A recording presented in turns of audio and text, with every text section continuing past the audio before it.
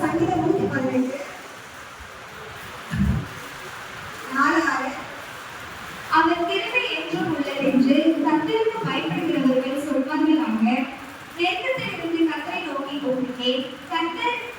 என்னை கேட்டவரை விசாலத்திலே வைத்தார். ஆமென். இறைவனுக்கு வாசிக்க அவர் கிருபை என்றும் உள்ளதென்று கர்த்தருக்கு பயப்படுகிறவர்கள் சொல்வார்களாக. நெருக்கத்தில் இருந்து கர்த்தரை நோக்கி கூப்பிட்டேன். கர்த்தர் என்னை கேட்டவரை விசாலத்திலே வைத்தார். அவருக்கு பயப்படும் போது அவருக்கு எப்படி இருக்குன்னா நமக்கு பயப்பட மாட்டோம். பயப்படுறது எந்த ஒரு காரியம் செஞ்சாலும் அவருக்கு பயந்து பிள்ளைகளை நம்ம செய்யும். வேலை ஸ்தலத்துல கூட சரி நம்ம போவோம்.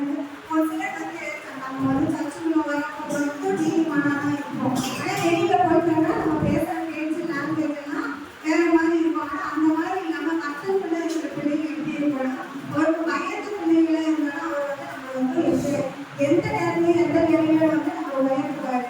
ஆவாயம் என்னச்சு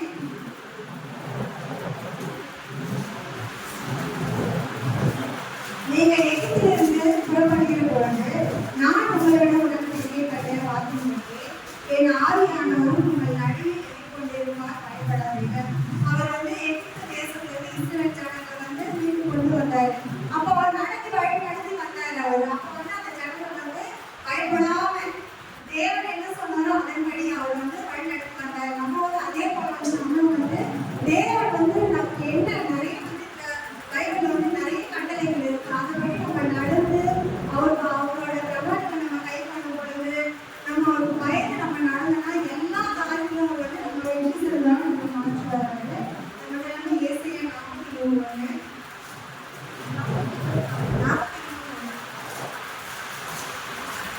இப்போது யாக்கோபே, உன்னை சிருஷ்டித்தவரும் இஸ்ரவேலே, உன்னை உருவாக்கினவரும் ஆகிய கர்த்தர் சொல்லுகிறதாவது, பயப்படாதே, உன்னை மீட்டுக் கொண்டேன், உன்னை பெயர் சொல்லி அழைத்தேன், நீ என்னுடையவன். அவரு நம்ம வந்து தாய் கருவில் இருக்கும் போதே நம்ம வந்து அவர் பண்ணிருக்காரு. அதனால பயப்படாது. எந்த ஒரு காரியத்துக்காக வந்து நம்ம வந்து பயப்படக்கூடாது. போன வருஷம் தொடக்கத்துல இருந்து நமக்கு ஒரு காரியம் வந்து இது நடக்குமா நடக்காதா அப்படின்னு சொல்லிட்டு நிறைய நமக்குள்ள இருக்கும். நிறைய பேர் வந்து இது நடக்குமா சின்ன விஷயம் கூட நிறைய பேர் என்ன பண்ணுவாங்க, பயப்படுவாங்க. ஒன்னு இருந்தாரா அவங்க வந்து பார்த்தீங்கன்னா கழுத்து போயிட்டே இருந்தா நான் நைட்டு தனியா போயிட்டே இருக்கும்போது பின்னாடி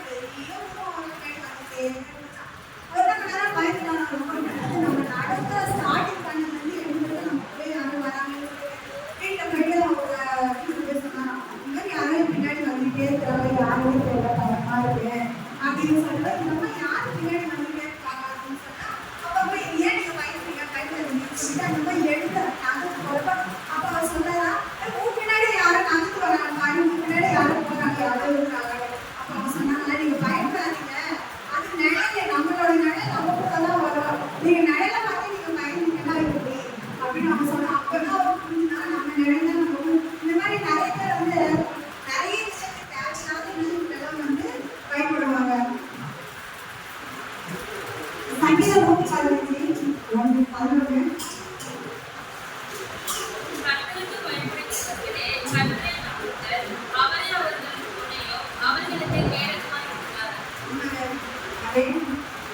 அவருக்கு பயப்படுறது வந்து அவருக்கு கேட்கணும். ஒவ்வொரு பிரச்சனை நடக்கணும் அவர் நம்ம வந்து அந்த இடத்துல வந்து கேடமா இருந்து அந்த இடத்துல நம்ம வச்சு அப்படின்னா அவரோட இருக்காரு. பெரிய பெரிய யுத்தத்துல எல்லாம் பார்த்தீங்கன்னா ஃபர்ஸ்ட் அந்த என்ன சொல்லுவாங்க கேடகம். கேடகம் முன்னாடி வந்து தடுக்கிறது அதுதான் கேடகம். அதே மாதிரி வந்து நம்ம வந்து அவர் ஒரு கேடகமா இருக்கிறாரு. நம்ம வந்து எந்த ஒரு விஷயத்துக்கு வந்து நம்ம பயப்படாம இருக்கணும். நம்ம அதே போல பார்த்தீங்கன்னா ஏசையா 11 கர்த்தருக்கு பயப்படுங்க, அவருக்கு உகந்த வாசனையா இருக்கும். அவருக்கு நம்ம பயப்படும் போது அவருக்கு எப்படி இருக்குமா, அவருக்கு உகந்த வாசனையா இருக்கும். அவர் உகந்த வாசனை நம்ம உடம்புல போட வந்து எப்படி இருக்கும், நம்மளுக்கு ஒரு நறுமணம், அது ஒரு பெரிய ஒரு இது மாதிரி நமக்கு. அந்த மாதிரி நம்ம அவருக்கு பயப்படும் போது அவருக்கு எப்படி இருக்கும், அவருக்கு உகந்த வாசனையா இருக்கும் அப்படின்னு சொல்லிட்டு நேரத்தில் சொல்லியிருக்கேன். சங்கீதம் 114 அவர் கிருபை என்றும் உள்ளது, கர்த்தருக்கு பயந்தவர்கள் சொல்வார்களாக. கர்த்தருக்கு பயந்தவர்களுக்கு போய் நம்ம கேட்கலாம் சொல்ல, அவர் கிருபை என்றும் உள்ளதுன்னு தான் அவர் சொல்லுவாங்க. அவங்க கர்த்தருக்கு பயந்தவங்க மட்டும்தான் வந்து அவங்க வந்து முஸ்லிமாக்க முடியும். அவங்க நம்ம வந்து அவருக்கு பயந்து அவருக்கு நம்ம கீழ்படுத்தி எது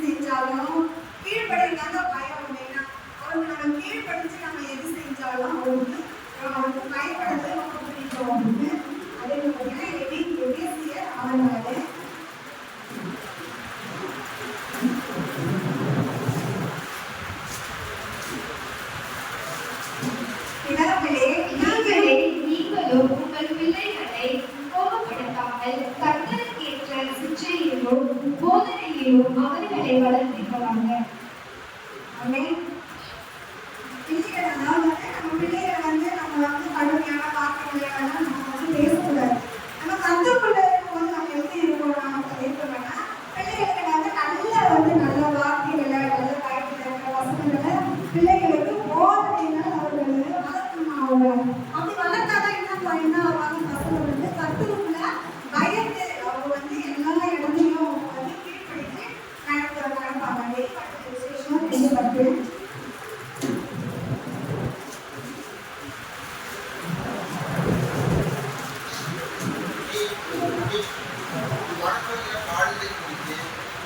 பயப்படாது. இதுவும் நீங்கள் சோதிக்கப்படும் பொருட்டாக இன்னாதானமும் உங்களில் சிலரை காவலில் கொள்வார். 10 நாள் உபத்திரப்படுவீர்கள். ஆகியும் நீ மரணம் வரைக்கும் உண்மையாயிரு. அப்போது ஜீவத்தினிடத்தில் பங்கு தருவேன். நீ பயப்படணும். நம்ம பாடல் வந்தாலும் பயப்பட முடியாது. ஏதோ நீங்கள் சோதிக்கணும். பிசாசு எல்லா இடங்களிலும் நம்மளை சோதிக்கிறாங்க. இருந்தாலும் அந்த நேரத்தில் நம்ம பயப்படக்கூடாது. நம்ம ஆண்டவர் நம்ம தெய்வமா நம்ம ஏற்றுக்கொண்டனால எந்த ஒரு இதுவும் உங்களை நிறைய இதுல நம்ம காவல் அதாவது தேவையில்லாத பிரச்சனைகளை நம்ம மாட்டிக்கிறோம்.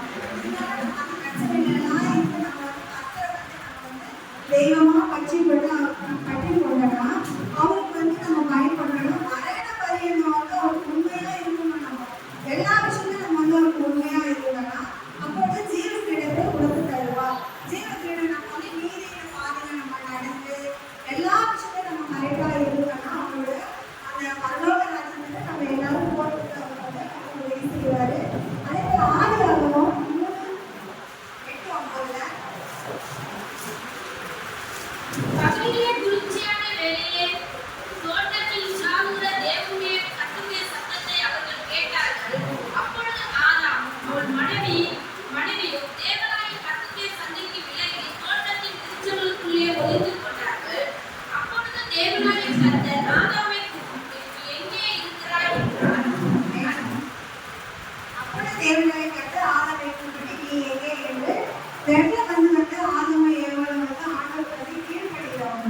அப்போ அந்த கனியை புதிக்காதுன்னு ஒரு சொல்லி கொடுத்து இவங்க அந்த கனியை புதிக்கிறாங்க. அப்போ அவங்க நிர்வாகிகளாக அவங்க தெரியுறாங்க. அப்போ தேவன் கேட்குறாங்க, நீ எங்க இருக்கீங்க அப்படின்னு கேட்டு தேவனோட சத்தத்தை கேட்டு என்ன பண்றாங்க, போய் பயந்து முடிச்சுட்டாங்கன்னு போட்டுருக்காங்க.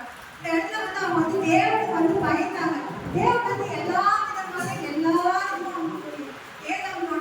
எல்லா வசதியும் அவங்களுக்கு ஏற்படுத்தி கொடுத்தாரு.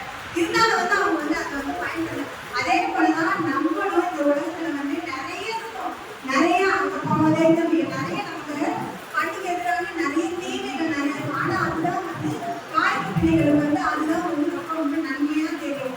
இங்க போனா நல்லா இருக்கும், அங்க போனா நல்லா இருக்கும்னு சொல்லிட்டு தேவன் நமக்கு இந்த வேத புஸ்தகத்துல அவர் என்னென்ன கட்டளைகளெல்லாம் நமக்கு கொடுக்கிறாரோ அந்த கட்டளைகளை நம்ம நடந்தோம்னா நாம அவருக்கு பயந்து நடந்தோம்னா அவரோட பிள்ளைகள் வாழ்ந்தோம்னா அவர் நமக்கு அந்த பரலோக நாட்டில் நம்ம போக முடியாது. நமக்கு அந்த வாய்ப்பை அவர் நமக்கு தருவாரு. கொஞ்சம் பாடல்